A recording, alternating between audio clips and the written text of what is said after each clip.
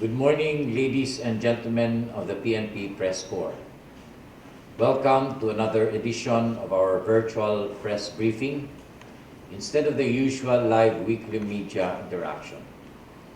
As we have announced last week, upon orders of the Administrative Support to COVID-19 Task Force under the Deputy Chief for Administration, Police Lieutenant General Camilo Cascolan, the Headquarters Support Service is imposing more stringent measures at the national headquarters.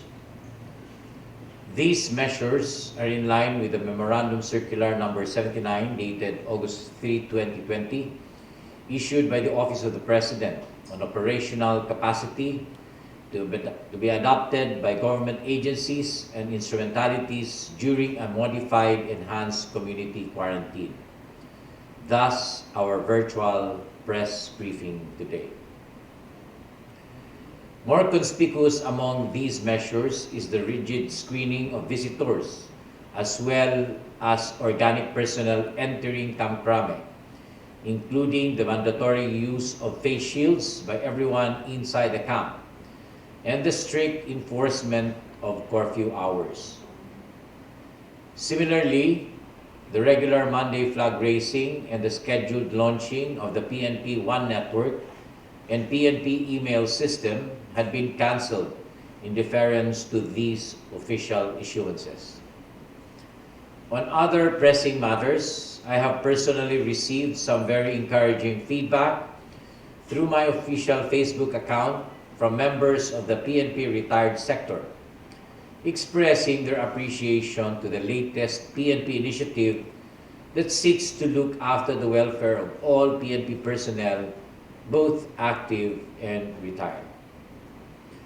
I am glad to hear from retired Police Brigadier General Pedro Bulaong of the Philippine National Police Academy Alumni Association, who expressed his approval and support to this noble initiative of the PNP through PRBS. We in the active service are in the best position to initiate such programs that will greatly benefit our police veterans. After all, we too shall eventually shed our uniform and join the ranks of the retired sector. Still on another administrative matter, despite the cancellation of the launching ceremonies today, the PNP One Network and the PNP email system are now officially activated as the most tangible manifestation of the PNP's digital transformation and strongest response to the pressing need to adapt to the new normal through full use of information and communications technology. A single backbone now connects all PNP offices from the national headquarters down to the municipal police stations. From Itbayat, Batanes in the north to Sitangkay, Tawi-Tawi in the south. We take pride in PNP One Network as among only 5 government networks in the same league as that of the Department of Finance, SSS, GSIS, and DOST, with established autonomous system using border gateway control. The PNP email system, on the other hand, serves as a secured and reliable digital communications platform for all official correspondence of PNP units and individuals who will be issued a lifetime official email account that will be used to log into all PNP information systems.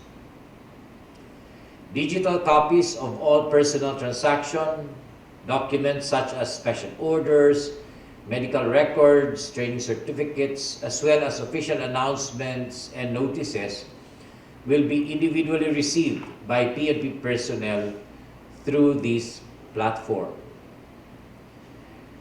Another matter which will require our procedural action, we are now preparing our report to the Honorable Abdul Moin M. Pakam, presiding judge of RTC Branch 5 of Bungao, Tawi-Tawi, on the implementation of the warrant of arrest issued by that court against Abdul Jihad Susukan alias Idang, 34 years old, with known address at Bandang Talipao, Holo, Sulu. Together with the Armed Forces of the Philippines, we will seek the disposition of the court to transfer the venue of detention of the accused from the Philippine National Police to the Armed Forces of the Philippines. With Susukan in custody, we can now serve all other outstanding warrants of arrests issued against him as soon as we obtain copies of the orders of arrest. The RT-PCR test administered to Susukan upon his confinement at the PNP Custodial Center has no result yet. Nonetheless, the Philippine National Police medical personnel will continue to monitor his health condition. Thank you. I will now respond to the questions forwarded by the members of the PNP Press Corps. From Leah Ilagan of UNTV, number 1, may mga nag-aalala na baka mabigyan ng amnesty si Susukan kasi sumuko daw ito kay Nur Miswari.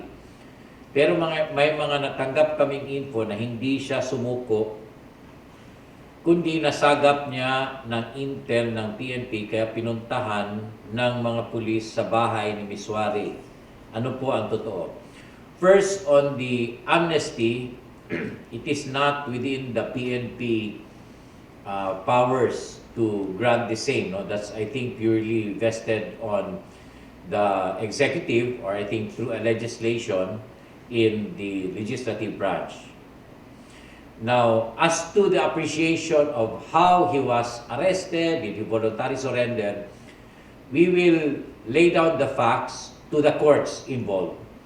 And you know, when it comes to like that, it is upon the appreciation of the court.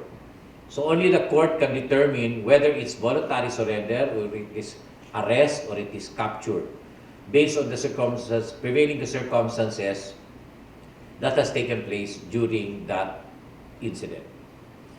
Number 2, sir, may mga lumabas na report na isinuko ni Miswari si Susukan sa PNP, meaning si Miswari po ba ang kusang tumawag o nag-report sa PNP na nasa kanya si Susukan para ipahuli?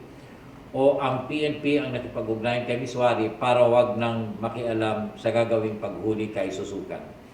There were a lot of things that has to be considered before the arrest, no? Because you know for a fact that Susukan is a wanted person who has lots of warrants of arrest. So, appropriate coordination, as I have said before, were done so that there will be no actual confrontation that would happen. And good enough, everything turned out fine. Number 3, posible po bang managot din si Miswari kasi ilang araw na sa kanya si Susukan at hindi niya kusang inireport sa pulis o militar? These are again circumstances that would be based upon the appreciation of the court, no? Or maybe of the Department of Justice based on the circumstances. But on the part of the Philippine National Police, we just caused the arrest, no? As to the possible accountability of Miswari, it will be upon the courts to appreciate whether there is such a thing or not. Rambo of Rappler, bakit po nagka-negotiation pa? Was there to negotiate? What was there to negotiate? Di po ba sana inaresto na kaagad ni Susukan at maaaring kasuhan si Miswari ng harboring a criminal? I think that was already squarely answered during the question of Leah Ilagan. Nick Echeverria of Diario Bombo, paano po nakarating sa Davao si Susukan mula Sulu? This we still have to find out, no? Although there were different versions that came out in the social media. But the concern of the Philippine National Police is that after that, knowing the presence of Susukan in Davao, then we caused his arrest on that note. Jeanette Andrade of Inquirer. Also, did Miswari say why he did not inform authorities of Susukan's supposed surrender to him last April? Could he be held liable for hiding that information? Again, no, these are circumstances that would purely lie on those who want to prosecute him for that offense or for the courts to decide. Manny Tupas of Philippine Star. Ano po paliwanag ni Miswari, if any, sa mga authorities kung bakit nasa pangalaga niya si Susukan, who is a wanted terrorist? We still have to ask, no, if the city director of Davao City asked this question to Miswari, no? But as of yet, we don't have any information on this. Ann Soberano, Bongo Radio. Di po ba si Miswari ay mayroong kasong rebellion dahil sa kanyang involvement sa Zamboanga Siege? Bakit po hindi siya inaaresto ng mga otoridad? Ano po ba ang nangyari sa mga kaso niya? There has been a declaration of the President on this, no? But we will look into it, no? On the details of this specific case. On Susukan po, may reward money po bang nakapatong sa kanyang ulo? Sakaling meron, magkano po ang reward money? Sa case po ni Susukan na unang sumuko kay Miswari at baka sinilbihan ng warrant of arrest, kanino mapupunta ang reward money? Well, all of this thing is anchored on the reward money, no? But as far as the Philippine National Police knows, no, in the few coordinations that we did, we haven't found any entity giving reward to the arrest of Susukan. Felicia Baho, GMA News Online. Dagdag lang din po. Hindi po ba na-detect ng intel ng security forces yung movement ni Susukan from Sulu to Davao? SND said last week, nalusutan daw po because the government trusts Miswari. Well, that's the statement of the Secretary of National Defense, and the Philippine National Police fully respects that. J. Mark Dagala of DWIZ. Hingan ko ng paglilinaw yung naging pagbisita niyo sa Baguio City recently. Nakapag-testimonial na po ba kayo sa inyong alma mater sa PMA bilang papalapit na po ang inyong retirement? As I have released a statement last Sunday that there was no testimonial parade that was rendered, and the different circumstances will lay down that there was no party. We went through the triage, no, and I think all the things and the details were explained on that press briefer that I did. Yun din po ba ang dahilan na kumalat ang alleged outrage sa mga Baguio City sa social media na sinasabi nagkaroon daw po ng party? I don't know where the information came, no, but again, I vehemently deny that there was no party at the Chief PNP cottage in Baguio City. And lastly, your statement, sir, sa guilty verdict ng Caloocan RTC against police officers involved in Kian de los Santos murder case. Well, if it is so, then the Philippine National Police would fully respect the decisions of the court. And if there are other things that should be implemented, no, in relation to that verdict, then the Philippine National Police would gladly do implement those requirement by the court. Ryan Ang, TV5, Ray Echanis po, may resulta na raw po yung autopsy ni Echanis. May info po ba kayo dito? I think the Philippine National Police has turned over the records to other investigative units, no? So dito, anyway, we will find out whether the details of the autopsy has been furnished to the Philippine National Police. Alfred Dalison of the People's Journal. Number 1, the NBI filed criminal charges against a group of San Jose del Monte, Bulacan accused of abducting, killing, and planting evidence on 6 men last February. How do you view these charges as Chief PNP, and what's your assurance to the public that this is not the norm? A common practice among some police units. Yes, it is not a norm, no? This has been already looked into, no? As a matter of fact, I caused the restrictive custody of the 6 men who are actually now assigned in the Police Region Office 3 headquarters.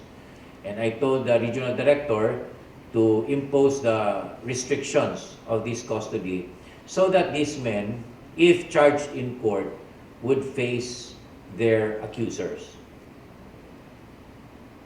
Number two, as the chief PNP and a lawyer, what's your opinion on the reports that wanted Abu Sayyaf bandits and other terrorists may be given amnesty by the government?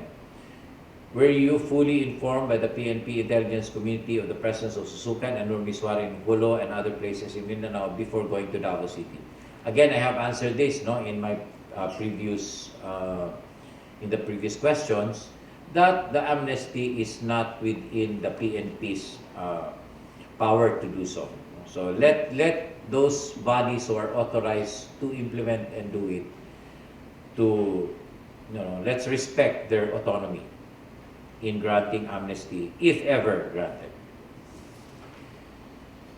Third, Ann Malonzo of Sunstar, about Tems Ruel Peñero po. Alam na po ba ng PNP leadership kung nasaan siya? The Presidential Task Force on Media Security expressed belief that Peñero is in the hands of higher PNP officials, citing reports from local investigators that there was a CCTV footage showing Peñero in the company of police officers before boarding a helicopter going to Manila from Cebu. Ito po kasing si Peñero ang tinuturo daw na isang susi para ma-solve ang kaso ng pagpatay kay Rex Cornelio na isang radio commentator po.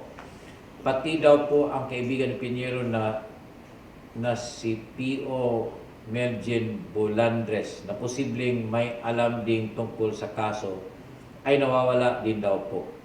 Peñero's wife, Nelly, said during a press conference on Wednesday na nagpadala daw po siya ng sulat sa iyo at kay General Yasar para matulungan siya na malocate ang asawa niya. Natanggap niyo na po ba ang sulat, sir? At ano ang efforts ng PNP para matulungan ang pamilya? For the information of everybody, Police Executive Master Sergeant Ruel Peñero is in the National Capital Region where he is now assigned. And the regional director of NCRPO said that he is undergoing a 14-day quarantine in their own quarantine facility. So, Ruel Peñero is well and alive in the National Capital Region where he is assigned. Now, there are questions from Facebook users as of 7:30. Brenda A., meron po bang quota para sa mga babaeng aplikante pagkatapos ng cycle na ito? At kung mayroon po, regular quota pa rin po ba ang kasunod or attrition na? Okay. We're currently studying, there might be a series of quota or there might be a series of recruitment that's going to be undertaken for the rest of the year. Kasi meron pa kaming mga unfilled quota for recruitment. Now, we are mandated by law that at least 10% of those who will be recruited are female. But of course, based on the number of applicants that we receive. So, mandatory ito na meron talaga kaming female na isama sa recruitment. And of course, what we're foreseeing at up to the end of the year is our regular quotas and attrition quota. I think attrition quota is about 7,000. But there is more to that once we are able to ask permission from the Department of Budget and Management and the National Police Commission to pursue with other unfilled quotas of the Philippine National Police. Lex of Koku. Tanggap ba ng pulisya ang Senate Bill number 1563 ni Senator Bato de la Rosa? Well, this is, I think, about making the cameras, body-worn cameras, as mandatory on certain incidents or certain circumstances as laid down in the bill of Senator De La Rosa. Of course, we do accept because kaya nga siya very credible for that because he has been with us, with the Philippine National Police, and in exercising his legislative powers, it is within his mandate to do so. And so the PNP fully supports the Senate Bill 1563 that has been filed by Senator De La Rosa. Elvera Anondro. Ask ko lang po, senior po ako, hindi ako makaluwas dahil sa COVID para sa lisensya ko po sa baril. Ano po ang dapat gawin? expired na po na ito ngayong August. We have actually studied, no, because of the current situation that we have of extending some more, no, yung mga expired license and presumed yan regular and still existing, no, up until we will give you the time of which to renew the same. But we will be coming up with a more detailed regulation regarding the extension of licenses and permits on firearms because of the quarantine restrictions we have in Metro Manila. Danilo Pangi, sana po Sir Archie yung firearms license, LTAP at PTC4 ay pwede na rin mag-renew sa nearest PNP police stations lalo na sa aming mga retirees. Sana po may magawa po kayo mas mapadali at maginhawa para sa aming mga retirees sa bagay nito. Of course, ang unang pinakamagandang gawin natin is yung extension ng validity ng inyong mga licenses and permits. However, hindi natin pwede ito ibigay sa police station because there are a lot of things that has to be initiated only by those who are accredited. Anyway, hindi pwede naman sa regional offices, no, but I think not police stations. So to the nearest regional offices of the Philippine National Police, there are extension offices of the Firearms and Explosives Office, including yung sa security guard. No? There are extension there because they have regional offices. John Susito. Oh, si Sir John. Sir, kumusta? Salamat, Chief. PNP sa bago mong programa sa pagmamalasakit sa PNP retirees. Kaya ako sinadya, sir, dahil magre-retire na rin ako. And thank you very much, sir, for appreciating our effort. Through PRBS, no? Ito yung programa ng PRBS. Etchel Trinidad. Bakit sabi niyo po some living abroad sa lost Filipino citizenship gaya ng nanay ko transferee? Bakit po ang sa nanay ko tag and hold samantala ang dapat nilang i-hold ay ang active pensioner na lost Filipino citizenship kasi yun ang nasa batas, hindi ang transfer na civilian. Na-transfer po sa kanya yan dahil asawa siya ng tatay ko. Now, please understand na itong aming programa, no, sa retirees would cover both pensioners and survivors. Ito yung sinasabi mo survivors. So, kung meron kaming programa and tatamaan ito based on the accounting programs that we have, then hindi exempted ang survivor. No? So, we are accounting both survivor and active pensioners. So, I hope you would understand why it is so. But should you want more details, no, our Public Information Office would be very willing to get in touch with you. No, siguro we will try to get ito si Etchel Trinidad. Teddy Perez, Sir, bilang retiree, nagpapasalamat po ako na kami ay dinalaw ng active PNP. Pero paano po ang renewal ng retirees ID? Kami po ba ang pupunta sa regional PRBS o may ibang paraan po? Bigyan ko pala ng acknowledgement, no? Nandito ang ating Public Information Officer, si Police Brigadier General Bernie Manac. So, pagsalitain din natin si Bernie. Yes, sir. Thank you, sir. Sa lahat ng ating mga police retirees, nakita natin na kung paano ipinakita ngayon ng pamunuan ng Philippine National Police sa pamunuan ni Police General Archie Gamboa ang pagkalinga at pagmalasakit sa ating mga police retirees. At sa mga susunod na araw ay lalo pa itong paitingin sa programang Police Ko, Sagot Ko program. No? Magkakaroon ng formal launching yan sa susunod na linggo. So abangan po natin. So yung po mga queries ng ating mga police retirees ay bibigyan po ng tugon ng ating Public Information Office sa tulong po ng Direktor ng PRBS, Police Colonel Arthur Bisnar. So yun po ang ating mga pinakahuling update para sa ating mga police retirees. Yun lamang po, sir. Okay, thank you very much, Bernie. And sa inyong lahat, no, lalo na pala, gusto ko i-greet yung mga members ng Philippine National Police na nanonood all throughout the country, no? Nababasa ko rin yung mga comments nyo, and thank you very much for supporting our press briefer every Monday. And let's continue to serve the public.